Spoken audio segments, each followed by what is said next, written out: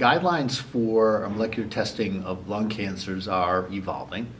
I think the ones furthest along are for patients with adenocarcinoma.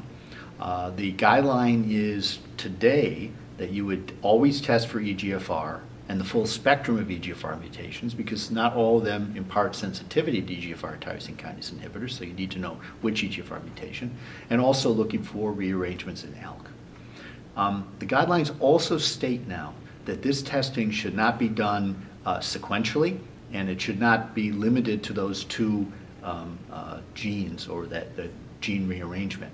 What it should do is be with so-called multiplex testing, testing for all the oncogenic drivers in lung cancers that include both EGFR and ALK.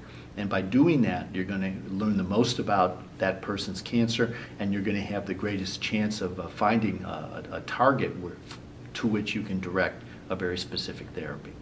For squamous cancers, the recommendation today is that you would test them for the same way you would test an adenocarcinoma if the specimen is tiny or if the patient is a never smoker. And I think what we're going to see over the next couple of years is that for all lung cancers, and probably for all cancers, when people at first have their disease diagnosed, they're going to have a comprehensive panel that looks for all cancer-related genes. There are many of these panels available. More and more they're being used for people with lung cancers. Again, today to find EGFR and ALK, but also to look for other changes that we can target, things like MET, things like HER2, things like BRAF. And I think we're going to see that for all lung cancers, squamous and small cell included, and we're going to see it for all cancers at many institutions.